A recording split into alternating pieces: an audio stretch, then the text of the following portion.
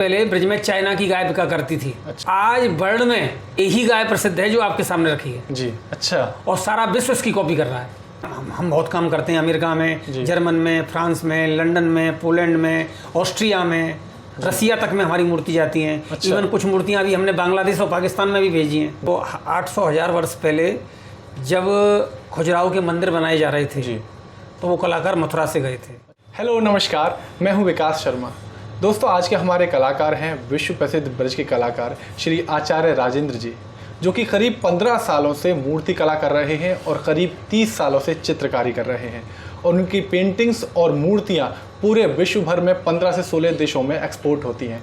साथ ही विश्व के बड़े बड़े मंदिरों में उनकी पेंटिंग्स और मूर्तियां इस वक्त जा रही हैं। तो आइए उनसे बात करते हैं और जानते हैं उनके बारे में और उनकी मूर्तियों और पेंटिंग्स के बारे में। जी, बहुत बहुत स्वागत है आपका हमारे चैनल में। नमस्कार जी। तो सबसे पहले आचार्य जी ये बताइए कि आपने ये जो मूर्तियाँ और पेंटिंग्स बनाना जो शुरू किया वो कब से किया, किस उम्र से शुरू किया? देखिए, जब मैं 10 वर्ष का था तब वृंदावन में चारों तरफ पेंटिंग का माहौल था। बहुत सारे आर्टिस्ट थे जो पेंटिंग बनाया करते थे, तो मुझे भी एक आकर्षण था कि मैं भी ऐसा कुछ बनाऊं। तो बचपन से ही मैंने उनको देखा, तो धीरे धीरे एक उनसे प्रेरणा मिली, तो मैंने पेंटिंग सीखना शुरू किया और कुछ मुझ में गॉड गिफ्ट भी था। तो मैं जल्दी से इसको मैंने कवर कर लिया और मैं पेंटिंग बनाने लगा। इंटर तक आते आते मैं इसमें पेंटिंग बेचने भी लगा, तो बहुत अच्छा रिस्पांस मिला मुझे। आगे जाके फिर ये काम फैलता चला गया। जी। तो ये बताइए कि आपसे पहले भी आपके घर में कोई काम करता था ये पेंटिंग? नहीं, मुझसे पहले ये काम किसी ने नहीं किया और मैं करता हूँ, अब मेरे बच्चे भी करते हैं। जी। तो आप किस तरीके से पेंटिंग्स बनाते हैं और क्या क्या पेंटिंग और मूर्तियाँ बनाते हैं आप? जब हम पेंटिंग बनाते थे तो राधा कृष्ण की पेंटिंग बनाया करते थे जी। और जो भी विषय हमको मिलता था, पोर्ट्रेट होता था या किसी भी विषय पर वो पेंटिंग हमको दें जी, कस्टमर, हम बना दिया करते थे। लेकिन एक समय ऐसा आया कि जब पेंटिंग का बाज़ार कम हुआ जी, तब हम रुके नहीं, हम मूर्ति कला में उतर आए। जी। तब से हम करीब 15 वर्षों से मूर्ति कला पर काम कर रहे हैं। अब हम 2 विधाओं में काम करते हैं, पेंटिंग में भी काम करते हैं, मूर्ति कला में भी काम करते हैं। जी। तो ऐसा सुना जाता है और ऐसा कहा भी जाता है कि जो पूरे विश्व भर में या पूरे भारतवर्ष में जो मूर्ति कला जो प्रचलित हुई या जो चित्रकारी प्रचलित हुई वो ब्रज से ही निकल कर गई। बिल्कुल सही, सच कह रहे हैं आप जी। क्योंकि ऐसा है कि यदि हम अपने इतिहास में पीछे जाएं तो 800,000 वर्ष पहले जब खजुराहो के मंदिर बनाए जा रहे थे जी, तो वो कलाकार मथुरा से गए थे। अच्छा। मथुरा एक बहुत बड़ा व्यापारिक केंद्र था, कला का केंद्र था, व्यापार का केंद्र था। मथुरा बहुत बड़ा नगर माना जाता था 1000 वर्ष पहले भी, क्योंकि कृष्ण की ये जन्मस्थली रही है, इसलिए यहाँ सारे भारतवर्ष से लोग आते थे, तो व्यापार अच्छा होता था। जी।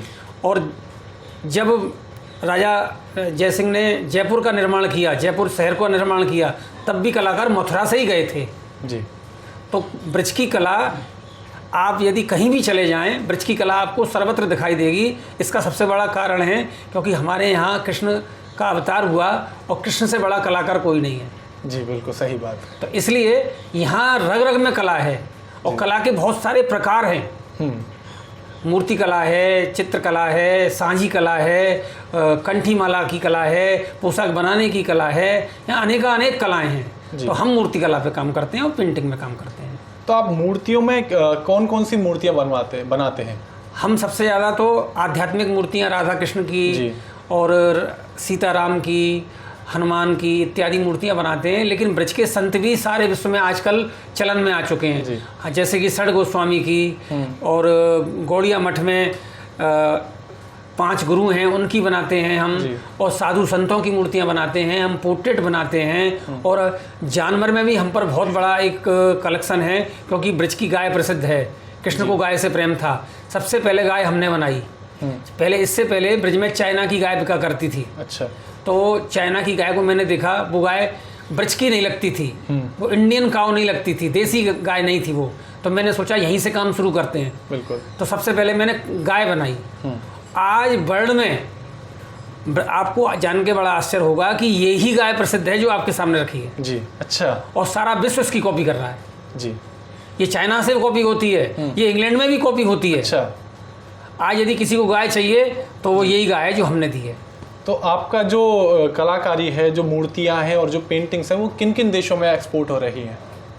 विश्व के अनेकानेक देश हैं कि सबसे जैसे पहले कि हम मान लें कि अमेरिका, हम बहुत काम करते हैं अमेरिका में, जर्मन में, फ्रांस में, लंदन में, पोलैंड में, ऑस्ट्रिया में, रसिया तक में हमारी मूर्ति जाती हैं। अच्छा। इवन कुछ मूर्तियाँ अभी हमने बांग्लादेश और पाकिस्तान में भी भेजी हैं। जी।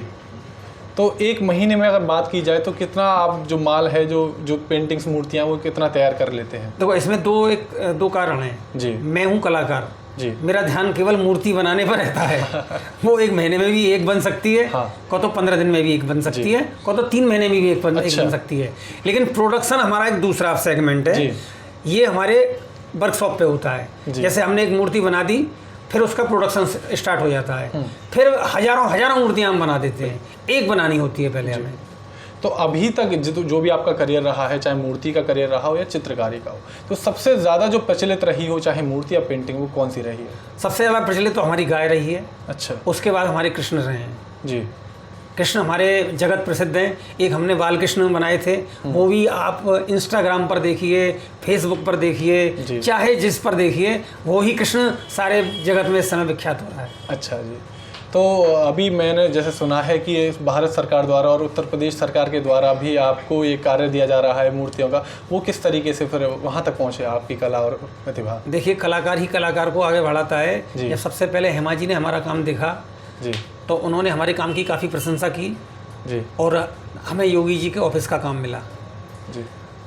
बाकायदा हमने टेंडर निकाला था और अब हम बकरी अनुसंधान केंद्र पर काम कर रहे हैं। ये सेंट्रल गवर्नमेंट का काम है जी। आगे भी और भी काम करेंगे जी। तो इसके अलावा वृंदावन में जैसे आप रहते हैं, तो वृंदावन के किसी मंदिर में अगर आपने जैसे मूर्तियाँ या पेंटिंग्स आपकी गई हों, लगी हों? ये जो प्रेम मंदिर है जी, इसके सामने एक राधा माधव मंदिर है, यहाँ हमने बहुत काम किया है।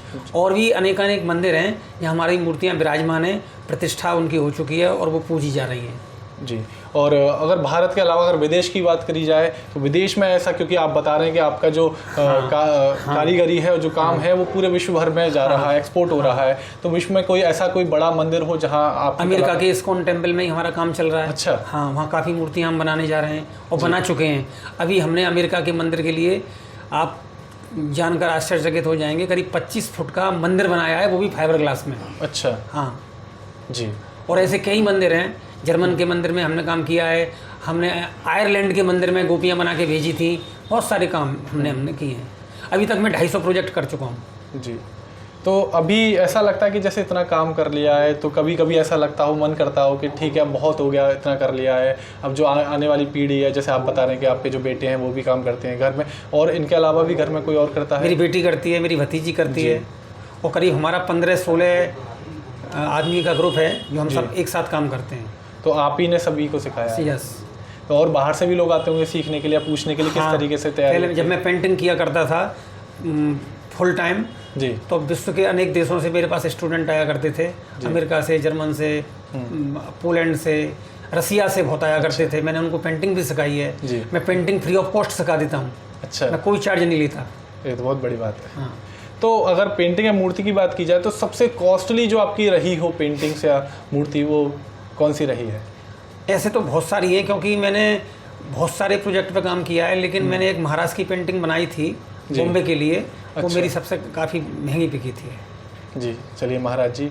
और इसके अलावा मैं ये चीज़ और पूछना चाहूँगा कि हमारे जो दर्शक अभी देख रहे हैं, अगर वो भी चित्रकारी या मूर्ति कुछ ऐसा कलाकारी करना चाहें अगर अपने जीवन में या करते हो, तो उनके लिए कुछ भी एक ऐसी बात जो मेरा तो सबसे यही कहना है, यदि हम लोग ब्रजमंडल में हैं या भारत के किसी भी कोने में हैं जी, एक बात तो मोदी जी कह रहे हैं, कौशल विकास। जी, इसी को कहते हैं कौशल विकास। यदि आपके हाथ में कला है तो वो आपको भूखा नहीं मरने देगी, आपके परिवार का रोटी का इंतजाम कर देगी। तो सबको कोई ना कोई कला सीखनी चाहिए। वो कला किसी भी रूप में हो सकती है। यदि बच्चे के पास कला है तो आजकल सब लोग MBA करके, इंजीनियरिंग करके क्यों नौकरी की तरफ भाग रहे हैं? बिल्कुल। कला को विकसित करें, देश को मजबूत बनाएं, अर्थव्यवस्था को मजबूत करें। हम कला से ही अर्थव्यवस्था मजबूत कर सकते हैं। तो आपके मुताबिक आप ये कह रहे हैं कि अगर आप इसको प्रतिभा को अगर प्रोफेशन में चूज करते हैं तो मतलब आप अपनी मतलब आप अपनी ज़िंदगी को जो मतलब गुजारा कर सकते हैं, रोजी रोटी का गुजारा। आज हमने इसी से कंपनी बना ली है प्राइवेट लिमिटेड जी, और हमारा व्यवसाय बहुत अच्छा चल रहा है। तो सरकार द्वारा भी आपको सपोर्ट मिल रहा है? सरकार से सपोर्ट मिल रहा है, जनमानस से सपोर्ट मिल रहा है, वृंदावन से सपोर्ट मिला, और जितने भी भक्त हैं दुनिया भर में, वैष्णव हैं जो ठाकुर जी की पूजा करते हैं, भगवान की पूजा करते हैं, वो हमारी कला को सराहते हैं और कहते हैं कि आप जैसा कलाकार तो देखा ही नहीं। जी, ये कला की वजह से तो हुआ, बिल्कुल। कला से तो पहचान है हमारी। जी। चलिए महाराज जी, आपसे बात करके बहुत अच्छा लगा। बहुत बहुत नमस्कार आपको। तो दोस्तों, आज हमने बात की श्री आचार्य राजेंद्र जी से और जाना कि वो किस तरीके से 15 साल से मूर्ति कला कर रहे हैं और 30 साल से चित्रकारी कर रहे हैं। और सोच कर देखिए कि पूरे विश्व भर में 15 से 16 देशों में उनका जो ये कारीगरी है वो एक्सपोर्ट हो रही है। तो फिर मिलते हैं ऐसे ही किसी और ब्रज के कलाकार के साथ और किसी कलाकार के साथ। तब तक के लिए नमस्कार।